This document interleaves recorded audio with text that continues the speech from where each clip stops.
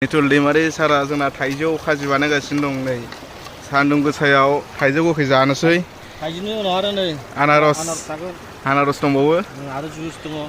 ओमफ्राय नै जोंना बसआ गोजांगासिनो। हेलौ लोगोफोर, नै फैलायबाय सोरगोफुरि हाजोआव दुगैनो दिनै सोरगोफुरिनि दै गुसुआव। बेनिफ्राय जोंना दा नै बिथिं सारा निथुल दैमारि सारा जोंना थाइजौ खाजि बानायगासिनो दं नै सान्दुं गोसायाव थाइजौ गोखै जानोसै। थाइजौनि उनाव आरो नै आनारस दंबावो आरो जुइस दङ। ओमफ्राय नै जोंना बसआ गोजांगासिनो। नै सोरगोफुरियाव थाइजौ खाजिजों आनारसजों होख्लायनोसै। नैबे सिखाखौ जोङो लाबोफादों। सिखाया अबे रायजोनि नोंथांमोना बुंनानै होबानो जाबाय। सिखाया देन्जार। खोन्थाहरबानो जाबाय बे सिखाया अबे रायजोनि। बानलु हाफ्लेगासिनो दं थाइजौजों बानलुजों। आनारसखौ लेमथ'वाखै सोरगोफुरियाव।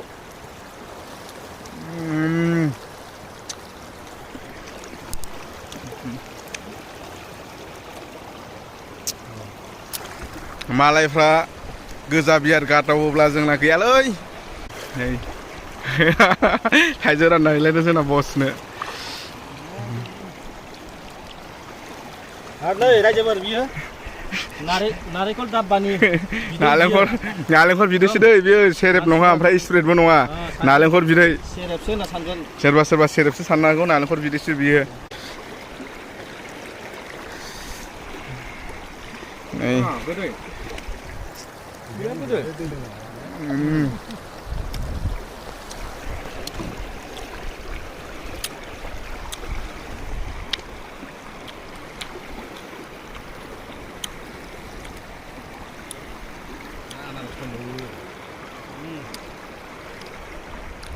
बिनि उनाव बेखौ हागोन।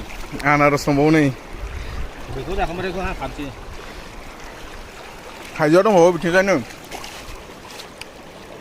दंबावो थाइजौआ।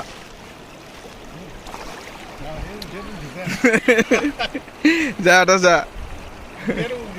थाइजौ जायसै दङ हाबावगोन ना।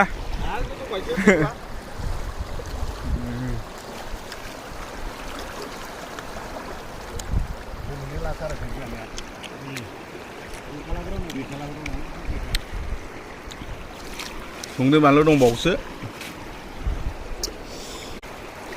थाइजौ जाखांबाय, ओमफ्राय दा जानोसैलाय आनारस।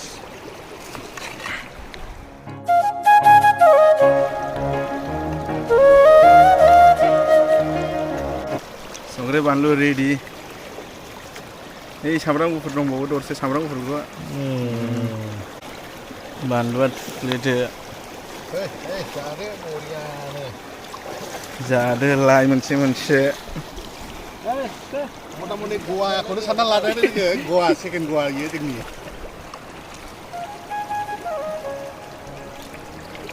जादोला नारेंखल बिदैया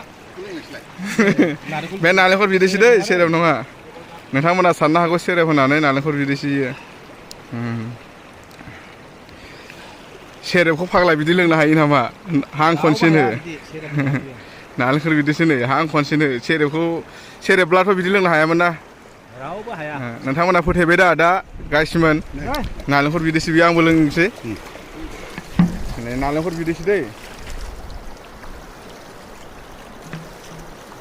फोथायदों दा? सोरबा सेरेब साननो हागौ, सेरेबखौथ' बिदि हां खनसेनो लोंखाया। ओमफ्राय आरो आं सेरेबबो लोंखाया।